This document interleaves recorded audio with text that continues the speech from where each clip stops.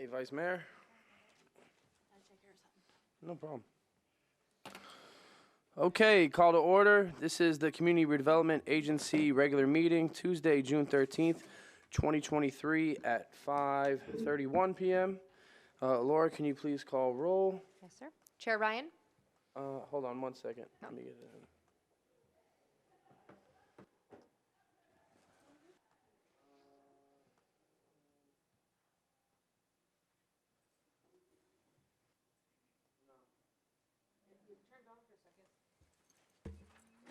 Yeah, but it doesn't have it. It's not lighting up. Did everybody enter the meeting? Did everybody enter the meeting? I don't think you guys have to, right? No. All right, so start meeting. My bad.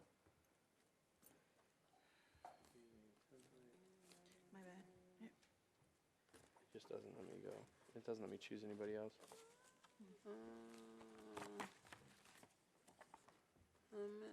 How much is it? Whoa, all right.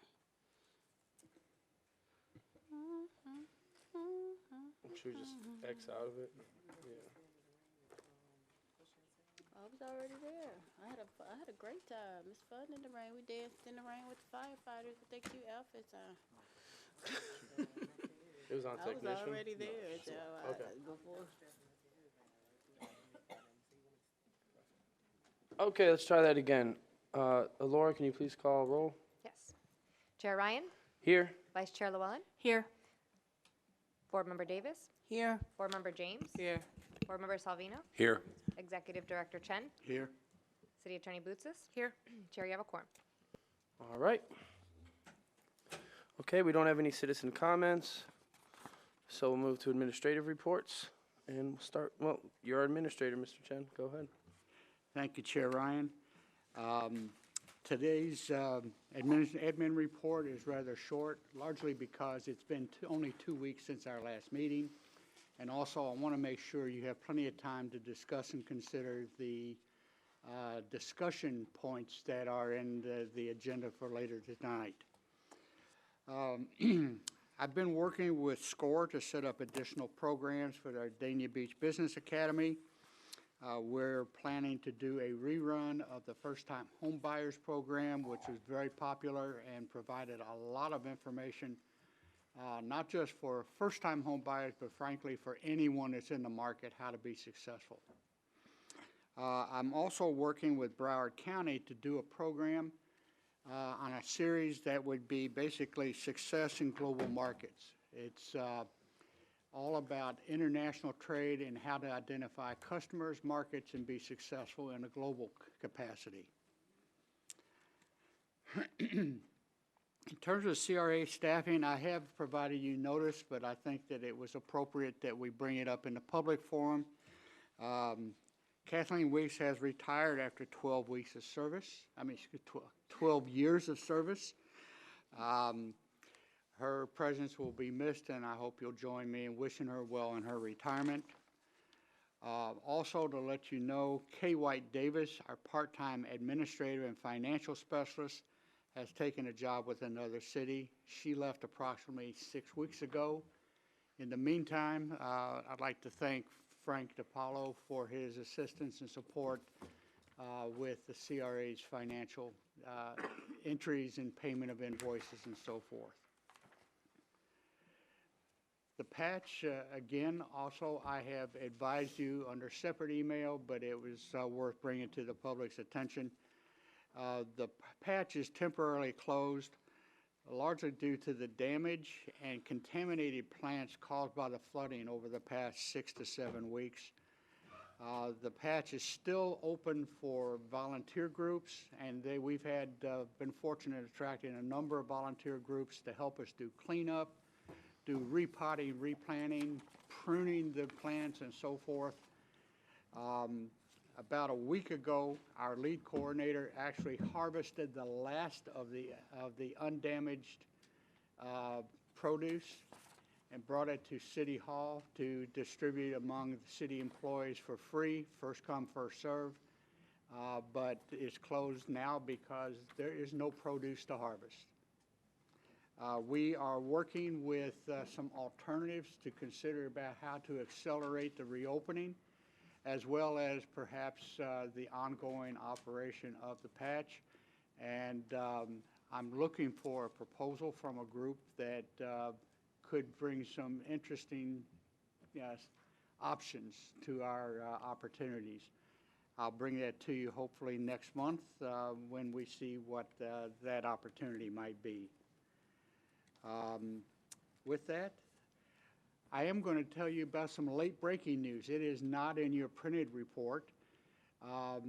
Just last Friday afternoon, the Celeste submitted their certificate of occupancy and paperwork requesting their second funding under the CRA development agreement. This is for $667,000 that goes to reimburse for the cost for the public space development of that project on their grounds. I have been working on preparing the paperwork to transmit that to the county for their backup funding, and it was transmitted to them just yesterday. I've already been talking with them about processing our application for the payment. And with that, that concludes my admin report. Thank you, Director Chen. Any questions? Mr. Chen? Sure, Commissioner Davis? Yes, thank you, Director Chin.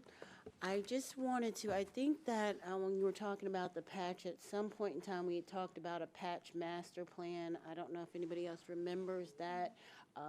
You know, so I just want to make sure that we're still moving forward with that master plan and try to get an update on where we are, where it stands right now. And I know that obviously it's closed due to contamination, but what's the long-term kind of plan for the patch as far as the master plan is concerned?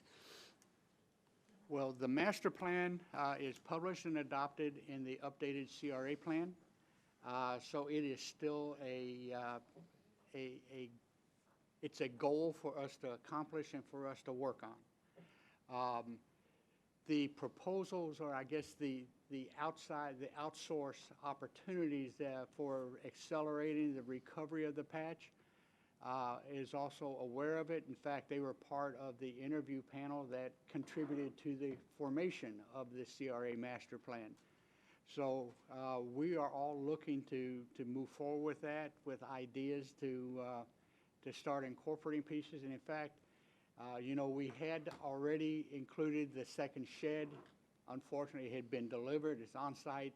It was condemned because of water damage. So we have to kind of restart. But yeah, the master plan for the patch is intact and is be part of our programming. That's the, yeah. Thank you, thank you.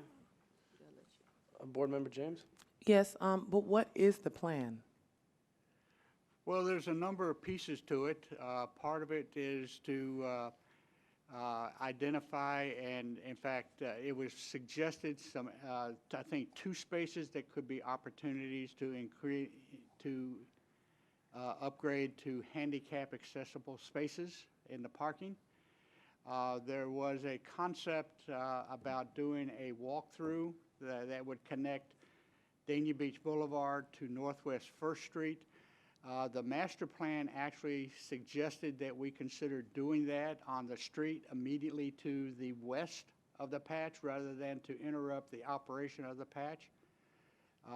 It was felt that that would be a better bang for the buck, and it would actually not only provide the access, but it would provide streetscape that would be beneficial to the neighborhood in addition to the patch. Part of the patch plan was to increase our productivity, to better support underserved communities, some of it for distribution to senior groups and to also serve people that were interested in fresh, healthy, non-GMO raised vegetables and produce. That is all part of it, and it is part of the discussion with the options as to how to expand our crop production as well. So all of this is still very much in the conversation, and is part of it. It's mindful. It's in front of our mind, if you will, as we discuss the options on how to bring this back as quickly as possible. Okay, because I would like to see how we intend on increasing that productivity. I mean, I hear a lot of, and we know that the patch has a lot more potential than how it's currently operating. But I would like to see more than just the parking spaces and connectivity between, Northwest First Street and Dania Beach Boulevard, but actually how can we get the community engaged and utilizing the patch more, and what does that look like? Because I know we all have that same goal in mind, but I'm waiting for the experts to tell us how we go about that, and I thought that that's what was coming back from the master plan is how do we maximize the potential of the patch. Well, that actually was part of the conversation that we had about how to restart the patch, bring it back, as well as its future operation. So that is all part of that. And a greater involvement of our neighborhoods and residents was right in front and center of that conversation as well. And in fact, I hope to bring you some ideas and proposals for consideration at your July meeting. Okay, thank you. Yeah, have we ever gotten like the local schools involved with the patch? Yes, there are local schools that do tours and so forth at the patch, but we want to find ways to involve, certainly the crossings is right there. They are ideal to be involved with the patch and benefit from its productivity. We also want to we want to identify additional events that can be done.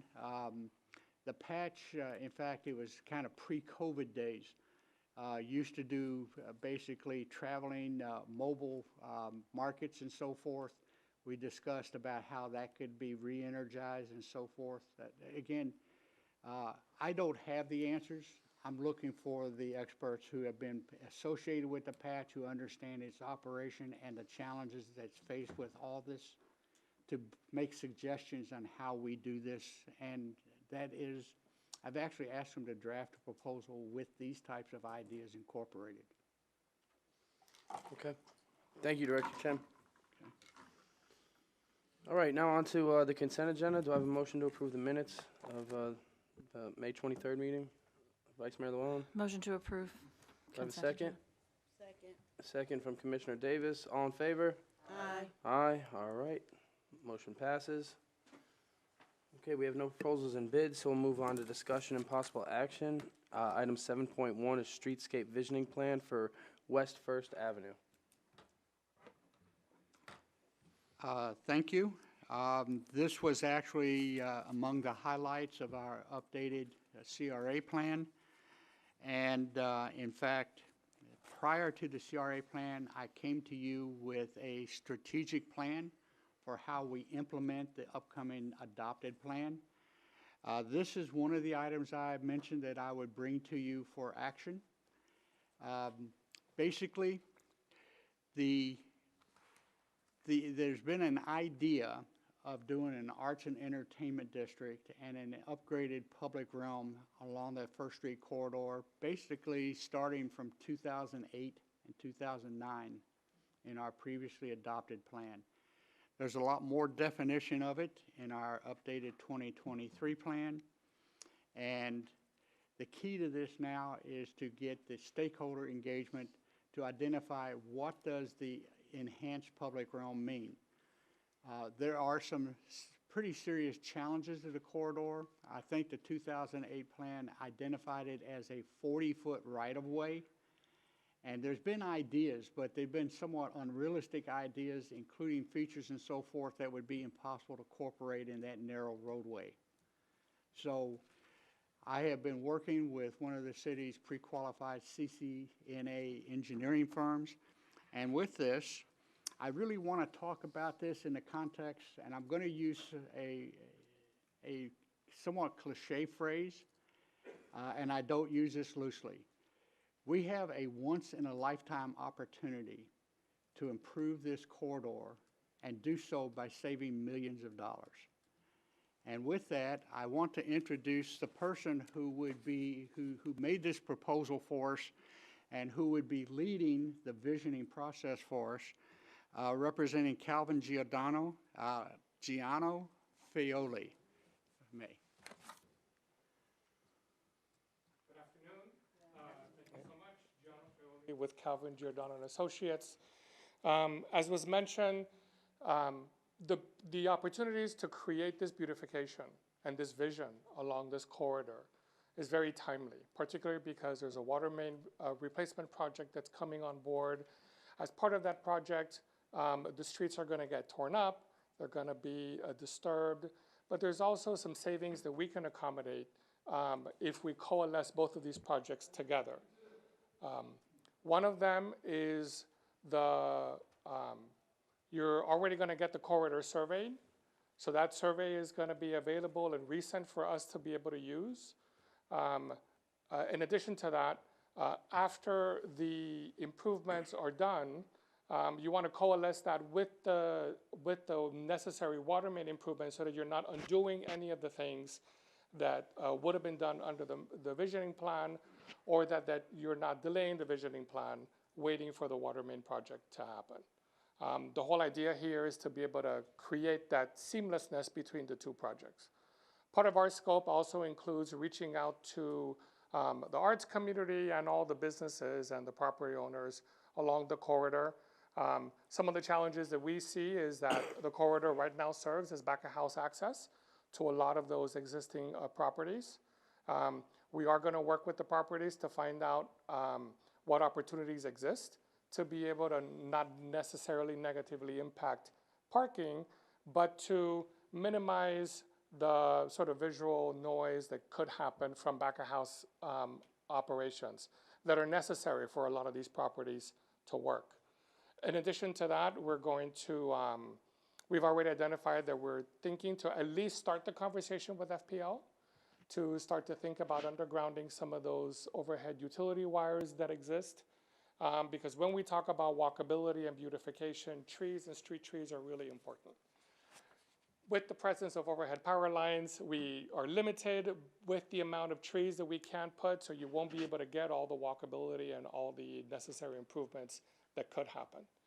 So the proposal that we've put forward includes not only the public engagement with the property owners, the art community, reaching out to utility companies, but also creating visions, graphical visions that we can create beautiful pictures that actually look at what can be built within the constraints and what all the opportunities exist that we can explore to maximize the utilization of that. Particularly for an arts and entertainment district, it's always important to make sure that from an operations standpoint, you can close the street off if you want to have localized events, particularly here in the vicinity of your civic center. And making sure that the beautification itself is done in a way where there's cohesiveness throughout the entire corridor, and so that it is built and constructed in a way so that it's long-lived. The last thing you want to do is to feel the need to refresh the project 5-10 years down the road, or you don't want the specifications to be of such that the material just doesn't hold up to the wear and tear. I do want to stress what the director has said. This is a sort of once in a generation kind of opportunity. You don't change your water mains very frequently. You do upgrade them periodically. So now is a good time to sort of coalesce these two projects together. And I'll be glad to answer any questions that you may have. I'd like to provide just a little bit more information on this. We originally discussed this during the CRA's budgeting process. To let you know, we actually did allocate $50,000 in the CRA budget for 2023 to initiate this visioning and engineering process. The proposal from Calvin Giordano is at $62,000, so it's slightly more than the allocation we have. There are sufficient funds within the CRA budget. We can do an internal transfer without any additional funding coming from the city to initiate this project. Also, my initial conversation with you about this was to focus on what I described as phase 1 of the corridor, which was West 1st Avenue from Southwest 1st Street to Northwest First Street. This proposal from Calvin Giordano is actually to create the visioning process for the entire corridor. The benefits and the opportunities of lower cost engineering, lower cost construction applies to the whole corridor, because basically the water main project goes from Sterling Road to Old Griffin Road. And so by having the entire visioning process done, we can determine which segments, or give you the opportunity to actually complete the entire project, benefiting from the lower cost associated with piggybacking this on top of the water main project. And the final piece on this is that since this is a more aggressive piece, we see that eventually the full-fledged construction drawings and the construction of the public realm project here would eventually be drawn from ARPA funds. I have worked with the finance director on this, and I've had conversations with the city manager to make sure that we're all on the same page. And I appreciate, manager, that you join us in case any questions come to you. Thank you. What was going to be used for the ARPA funds? What was the ARPA funds going to cover? The actual construction. The construction? Of the design public realm. Okay. And what was the estimate? Do we have an estimate of what the total cost would be? No? No, we haven't, and that's part of the visioning process. The visioning process is really critical to be able to iron down exactly what the palette is from the community and the residents and the city in order to be able to incorporate into the project. Once those are identified, then that's when we will know what improvements need to be done, what kind of materiality, what the costs of those are, and then we'll be at that point, we'll be able to generate a cost estimate for you. Okay.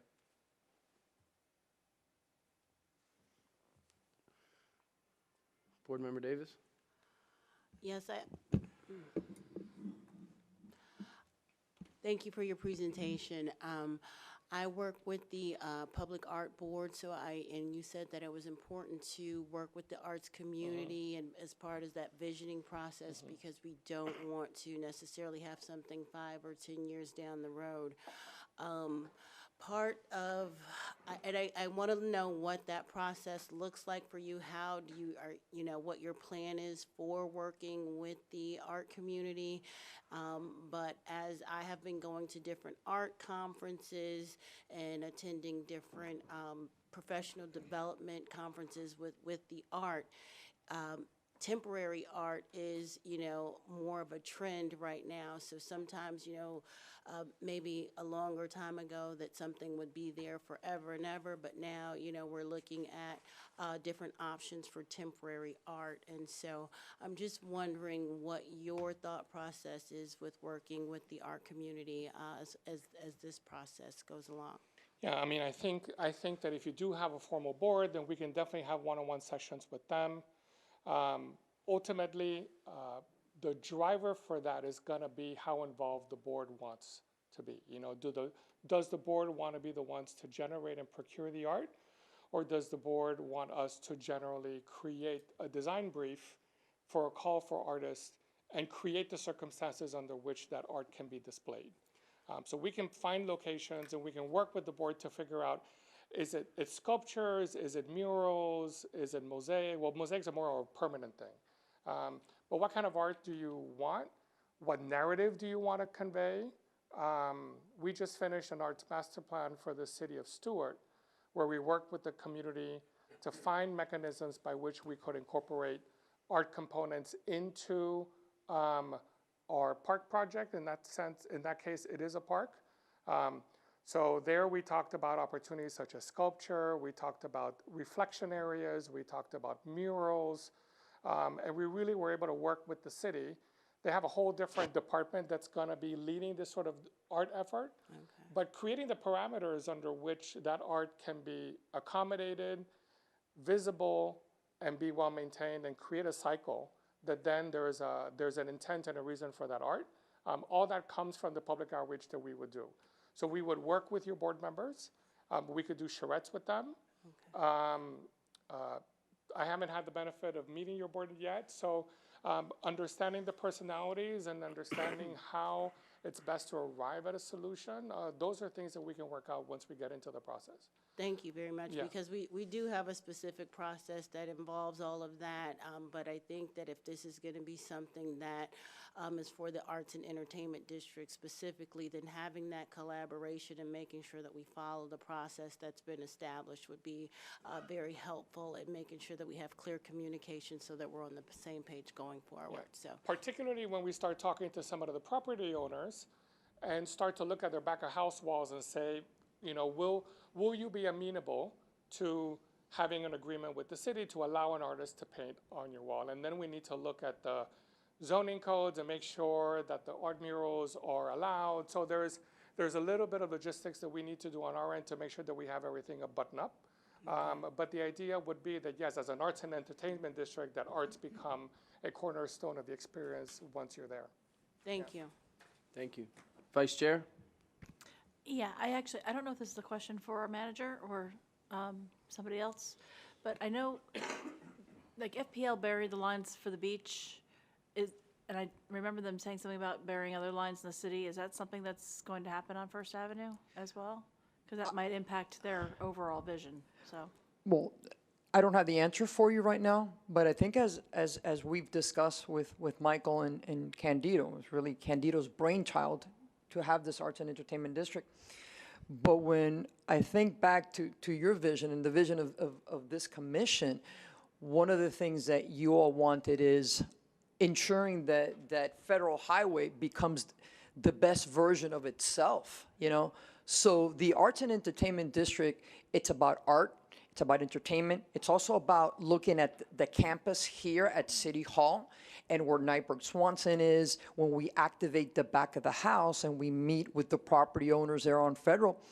We also want to look at, can we augment the Dania After Dark? Can that spill over to the Northwest First, Avenue corridor? And what we could do in regards to art, entertainment, museum, Nyberg Swanson, the Women's House, and really look at the corridor from a global perspective.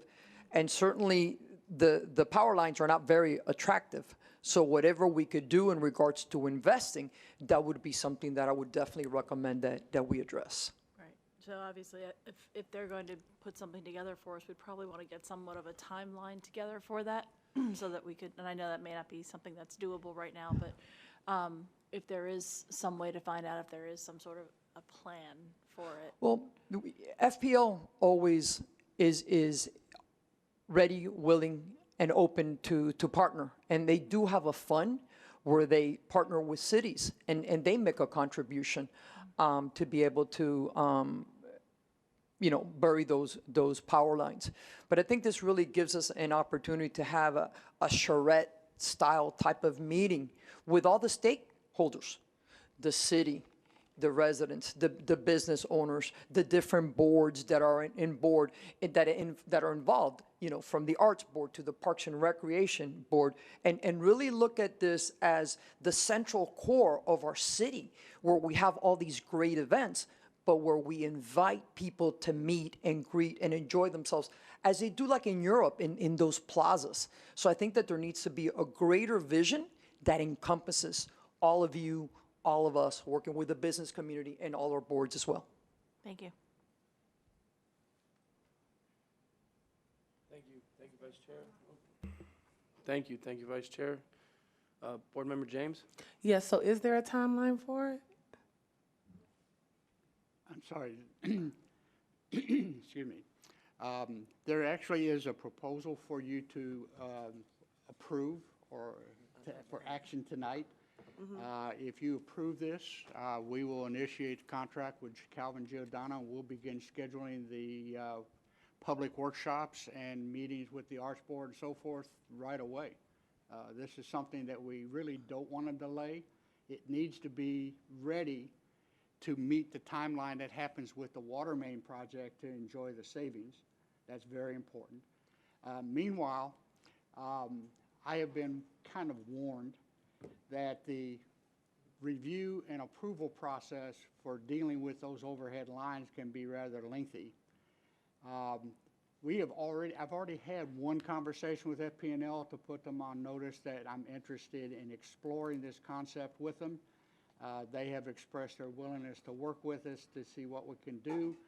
But the earlier we can get started on this, the quicker we can have formal conversation with FP&L and get them into their evaluation process for approval. It would be great if, in fact, we could get the FP&L approvals and designs in time to catch the construction occurring with the water main. That would be an objective if we can. Worst case, I understand if we don't, if it takes longer to get that with FP&L, that a lot of undergrounding utilities occurs with directional boring. So even if we improve the street, we have our improved streetscape, the disruption for doing a post undergrounding of the utility lines can still occur through directional boring. So we have options for this. We're trying to catch up for the ideal situation to get everybody on the same page at the same time. Can you give me somewhat of a timeline? Sure. So I can tell you that I think that within the next year, Okay, we should be done with this process. okay, I don't foresee that it'll take any longer. And in the process that we're going to be doing, we're not going to put all our eggs in one basket, right? We're going to come up with scenarios if FPL can underground, and if FPL can underground, these are the scenarios that we would recommend. So that way, we're not waiting on FPL in order to improve the overall district. So I definitely think within a year, we can definitely have a vision plan for you. After that, it will have to go into design and engineering in order to get all those construction plans in line and ready so that it hits the ground at the same time with the water project. okay. And then once we're in the design phase of it, how long does that take to implement the entire thing? Like, are we looking for a 3 to 5 year plan? Is this a 3 to 5 year plan, a 2 to 4 year plan?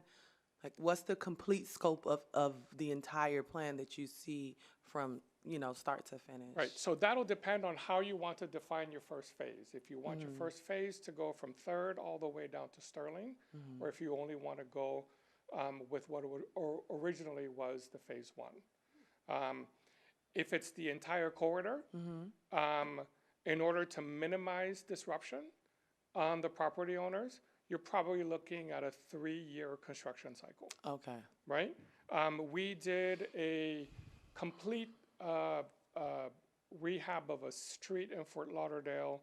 It was probably 1/5 of the length of this, and it was done soup to nuts, construction-wise, in a matter of 8 to 9 months. So we could see larger portions of it being constructed at the same time, 8 to 9 months segments, provided that everything is well sequenced. We then also need to look at how that construction project then dovetails with the water main project. Okay. Because ultimately that's your critical path, Right. right? So if you're able to dovetail those together, maybe there is a plus to that number, but we won't know until we see all the different components that go into the plan. Okay. Thank you. Okay, entertain a motion for approval. Commissioner Davis has a motion to approve, second from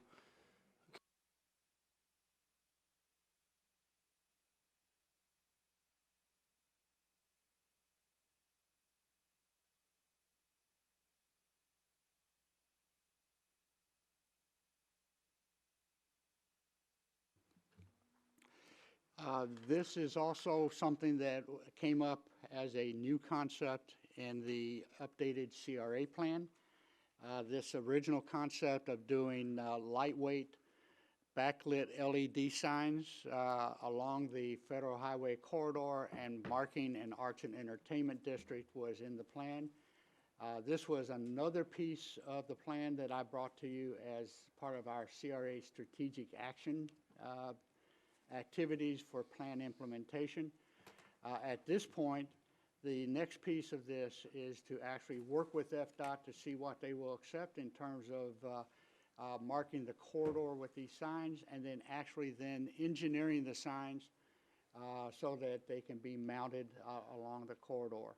So this is kind of a combination of exploratory for visioning as well as the actual engagement with with FDOT for what they will approve and allow along the Federal Highway corridor. This is a piece of the plan that was not contemplated for our 2023 budget.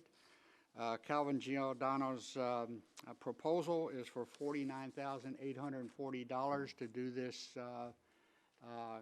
this interaction and the work, basically bringing it to an approval process with FDOT. Again, we don't have this money that was allocated into the CRA 2023 budget, but we do have funding in the budget that we can do an internal transfer to pay for this. So we don't need it. We don't need additional funds from the city on this project either. Okay, and the lead on this would also be Mr. Fioli. I think if I could add to the description, one of the overall components that we've incorporated into the overall approach to the project is to not only look for opportunities for signage along the Federal Highway corridor, but to dovetail that into a bigger strategy. Because ultimately, your arts and entertainment district needs to have a brand of its own. It needs to be able to be marketed as such.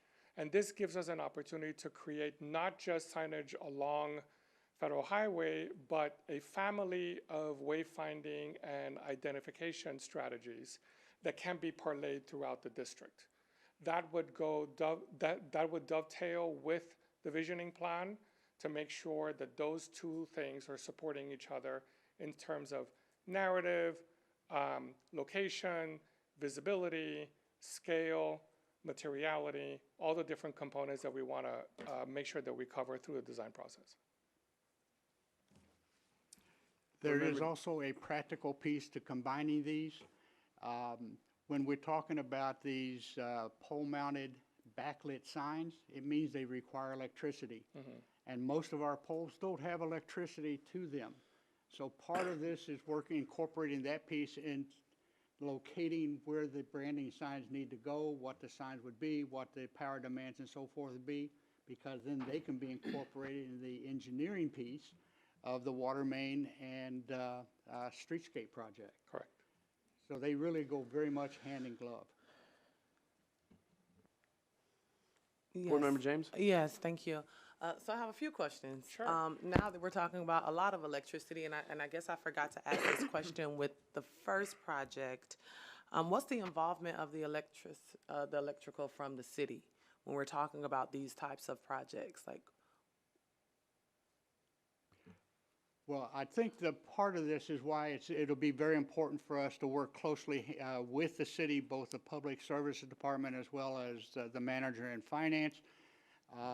We're talking about a public lighting plan up and down that corridor. Right. Those plans will have a cost to operate for the city as well as a maintenance piece. And again, part of this design exercise is to make sure that public service is comfortable with their ongoing responsibilities to maintain and operate this corridor. so have we had those conversations before we've even come here, or are we like, I don't want to approve things, and we haven't even dealt with the infrastructure portion of it to see if it's even feasible to do so? So even with both of the projects, I think we would need to know, are we even able to do this? This is a very good question, and if I may, through the mayor, one of the things that I said to Michael when Candido and I spoke with him last week is we need to have a kickoff meeting because the right hand needs to be talking to the left hand. So I told him we can't move forward unless we're all sitting in the room with myself, Candido, Fernando, Dinzer, Frank, and together have a game plan in regards to who does what, because I don't like redundancy or wasting time, right? We're doing this together and cohesively. So the next step will be for us to sit down together in that room, as I have told Director Chen, and that would be the next step. So I'll be waiting to hear on that meeting, and then we'll take it from there. Because we're working on grants that we're getting from the state and from the feds. We don't want to break up streets and then fix streets and then break them up again. So Right. there has to be so a confused. very clear timeline. We don't want to disrupt Dania after dark. We need to take into consideration hurricane seasons and things like that. So it's got to be looking at things where we can kind of be devil's advocate when we're in that room and come up with a clear plan for you, not just for the funding, but the timeline and who is responsible for what. Okay. If I may Yeah. add, now is precisely the time to have those conversations about infrastructure, particularly as we're going through the visioning process and understanding what needs we need for these lighting. So that way we can assess what infrastructure is already existing and identify what needs to be upgraded. Okay, and is there a plan to speak with the business community of how this is going to impact them? And have we had that meeting with the business community? We absolutely need to engage the business community because they're going to be an important part of what's on that street. We have not had that meeting yet because that's when you start the visioning process with the neighborhood workshops. Okay. Now, I can tell you, I did initiate this conversation already with Public Services, and I have had the first meeting to talk with them about the idea of piggybacking on top of them, and in fact, they're the ones that introduced me to the design team at Calvin Giordano. So we've already had the first of this, but the manager's right. This has to be a very close collaboration between the city and the CRA.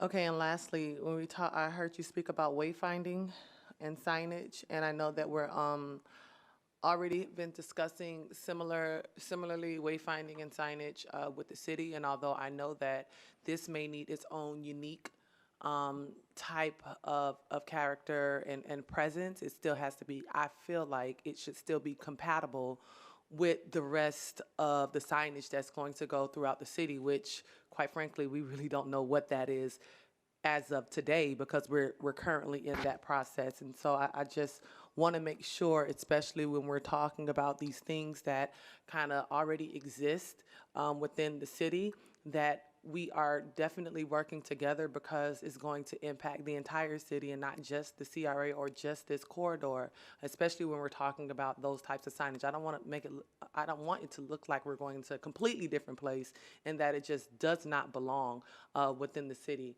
So with the wayfinding, how are we implementing that with what the city is doing? Well, I think the answer to that is what the city manager said, is that this is a close collaboration between the city manager and her leadership and the CRA. I mean, we're not going to some place that's not compatible with the objectives and directions that the city's going in. So this would be part of it. If the city is initiating a wayfinding signage program across the city, then of course we want to know what they're doing, and it needs to be compatible. It needs to have a visual likeness so that it's not a screaming, outstanding piece that's in our downtown. It needs to be compatible with what the city's doing. Thank you. Thank you. Board Member Davis? Well, it was pretty much similar. I was going to talk about the branding and the identity and the development as well, but I think the manager kind of answered that. I just want to make sure that if you have a separate process for branding and development, I want to make sure that it's not different from what the city's doing, that we do, because there are different firms, and if you're working with one firm and we have a marketing communications director and she's working with another firm, that it all is, again, cohesive. So that's what stuck out to me, because I know different companies and different firms have different ways of going about building branding, identity, and development. So I just want to make sure that it's not completely different. We have, like I said, like several different logos here, there, and so we're still trying to be, at least as we said in our strategic plan, one Dania Beach. So I don't want to have so many different identities that people can't tell this Dania Beach from that Dania Beach, from this brand, from that brand, that it all really speaks to one brand and one message. So that was kind of my, that's what I wanted to take on that, so. And you have a commitment from us as a design firm that we're not going to go off on a silo and do something without working with the city or the CRA. Our philosophy to design is contextualism. I'm a frank believer that whenever we walk away from a design, people should not know that we did it. It should be so part and parcel of the place where we designed it that it doesn't speak to our identity, it speaks to the identity of the people to whom it's supposed to serve. So you're going to get full involvement from us and full engagement when it comes to working with any other departments or any other sort of initiatives to make sure that precisely we're not adding more noise to what's out there, but that we're actually helping to clarify and make the messaging and the narrative of the city branding more concise. Okay, thank you very much. And again, just to the manager's point, before we jump all the way to the branding, we have to get the infrastructure piece together. Now, as long as we're all on the same page with that, then I'm good to go with moving forward. Thank you. Thank you. Board Member Salvino?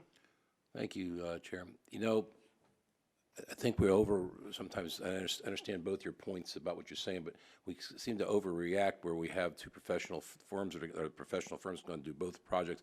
I'm sure that they're going to propose to us before we approve anything. I mean, you're worrying about this collaboration of the two projects going to work together. I'm sure that between the management, city manager, the CRA director, and Calvin Giordano, I'm sure that all this is going to come back to us, and it's all going to have to be approved as far as the signage and everything that we've been talking about. And I think your points are valid, but I think we shouldn't worry so much until the time comes that we approve the projects, get them moving, let them present it to us, and then we approve back what you're talking about. I think that'd be the simpler way to not be so nervous about it. Well, I hope they have a clear direction, because if they don't, well, the thing is, if they're not qualified to make that decision, then we're hiring the wrong firm. So, I mean, that's just my point. Thank you. Thank you, Board Member Salvino. Yeah, I think this is a good opportunity, given the time that we're redoing the street and the water main, that it only makes sense to, push to try and do it, hand in hand. Obviously, it's going to take multiple departments in the city, the CRA, to collaborate, and FP&L, the local businesses, residents. So it pretty much is an all hands on deck sort of effort. And with well coordination and constant communication, I think this can be achieved within hopefully that 3 to 4 year time range. But it's really, like we said, our only opportunity to tackle this all at once, to redo it and redo the infrastructure as well. So, the firms seem qualified. So, yeah, this seems like a positive impact on the community. Do I have a motion? All right, I have a motion to approve from Board Member Davis. Do I have a second? Salvino. Second from Board Member Salvino. All in favor? James. Yeah, you got that all backwards, but that's okay. Oh, you. It's all good. It's all good. Made a motion at the same time, and then she said something as well. Sorry. It's all. Okay, so let's be clear here. I have a motion from from Board Member Davis, and I have a second from Board Member James. I know my voice that deep on my birthday. All in favor? Aye. Aye. All right. Please note the motion is passed unanimously. Okay, looking forward to it. All right, let's go back to the agenda. I don't think we have anything left. Yeah. Commissioner comments. All right, do we have any comments from our board? Go down the road. We could start with Board Member Davis. All right, thank you, Chair. I see Kathleen back there, and I just wanted to congratulate her for 12 years of working with the city of 10? Oh, sorry, 10. But I received a long list, not just the Seafood Festival, not just, the patch, and you've gotten some award-winning awards for the sustainability of the patch, for all the things that you've done. And so I like when people who have put their heart and soul into serving the city, that we recognize them and say thank you for your hard work, thank you for all that you have done to make the city of Dania Beach better. And with that, I see we got something else going on. So, all right, thank you so much. Thank you.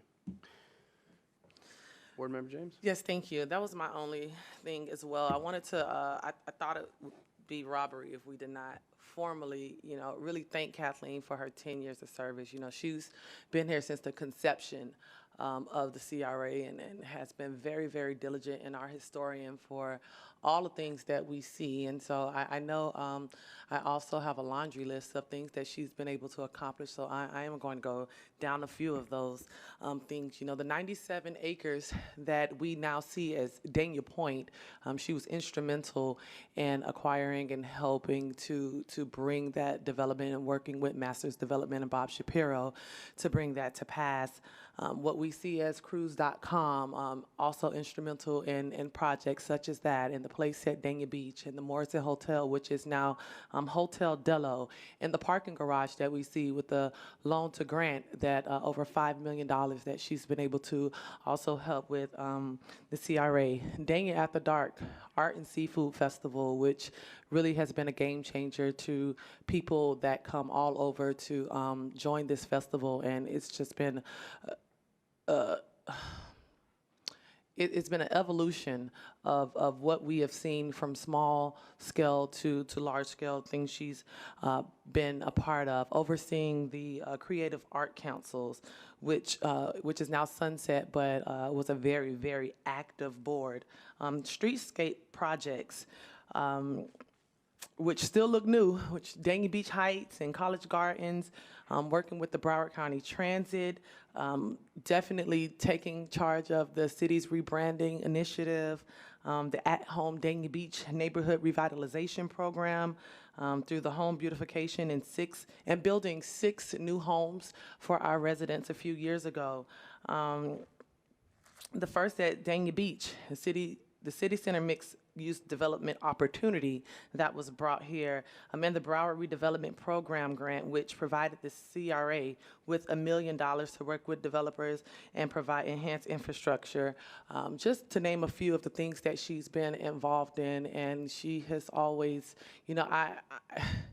I'm feeling, I don't know how I'm feeling right now. I see so many members, former members. I see Mr. Leon right here who is retired. I see Keisha and our former executive CRA director that just walked in the door, and Kay, which was here. And I just want to say thank you. Thank you for making the CRA what it is, help building the CRA, showing your dedication and what true leadership really is, to be vested into the city and to serve with your blood, sweat, and tears. And you're greatly going to be missed. I did get you a vase from the board that reads the Dania Beach CRA, our Community Redevelopment Agency. Thank you, Kathleen. You could come on down, Kathleen, all in the back being shy. 10 years of dedicated service presented to Kathleen Weeks. Thank you for your many years of visionary guidance, exceptional leadership, and unconditional commitment to the Dania Beach CRA. Enjoy your retirement. You will be missed. And this is from the Dania Beach Community Redevelopment Agency Board, dated June 2023. And I just wanted to present you with something, a token of our appreciation on this board for all you have done for us. And so I don't know if you all want to join me in taking a photo with Kathleen. I did not know. I mean, they said that was your last day. I was like, no, she has to come back. We at least have to I believe in giving people their flowers while they are alive and saying thank you. So for my gratitude.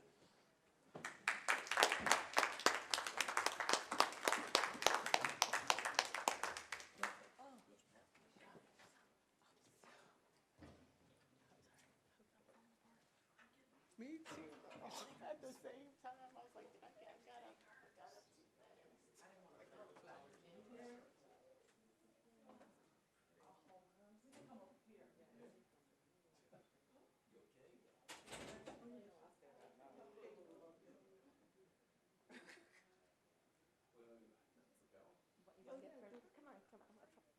You don't get this in the way.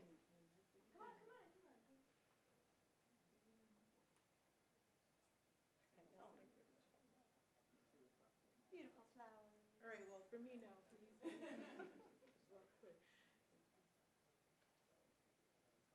you.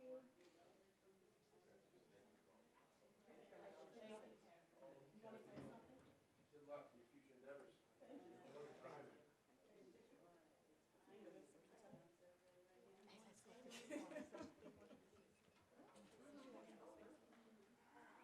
took my shoes out.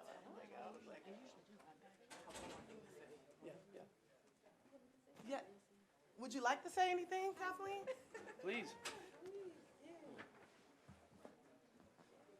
Well, good evening, Chair, Vice Chair, board members, Executive Director. I just want to thank you all. This is a really wonderful surprise.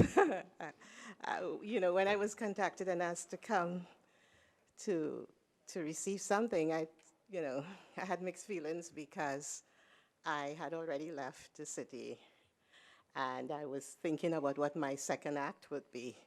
So I am happy to be here with you. I thank you for the honor. The vase is particularly wonderful because I love flowers, so I will be using it.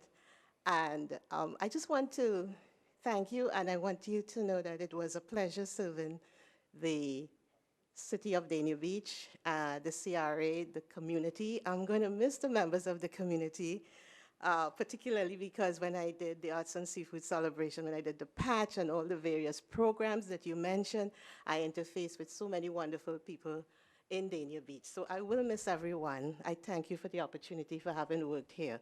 And I do want to thank my colleagues who have been with me and who came to support me today. I couldn't do it without their support. Raquel Williams, Executive Director, K.Y. Davis, Administrative Specialist, and somewhere there's Keisha, usually.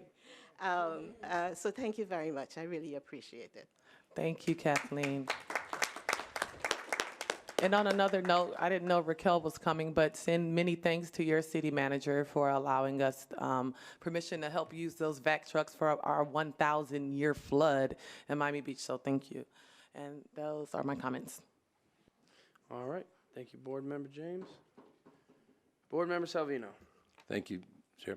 There's not much to say except congratulations to Raquel. I mean, I wanted to say congratulations to Raquel. I haven't had a chance to say hi to you since you've been gone, but good luck to you. And thank you, Kathleen, for everything you've done. Somewhere back there. Okay. All right. Thank you, Kathleen. It was nice to know you for this brief time, and good luck in your future endeavors. Oh, sorry. I skipped you. Skip the vice chair. Go ahead, vice chair. Thank you. I also just want to say thank you to Kathleen and congratulate her on her retirement. It's one of those things that I think a lot of us are looking forward to at some point in any event. But thank you for everything that you've done. We do appreciate it. And it was also very nice to see Mr. Leon tonight. I know he's been missed at the patch as well. So thank you. That's all. Thank you. Yes, 10 years is a long time to serve anywhere, so much respect, especially to all of our former employees as well. Thank you for coming back. All right, that's it. Meeting adjourned. See you at 7.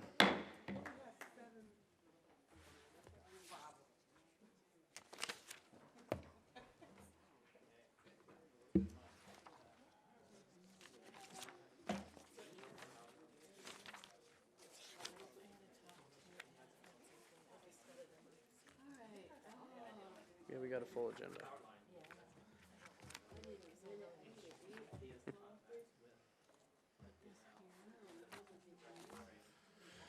All right, that was some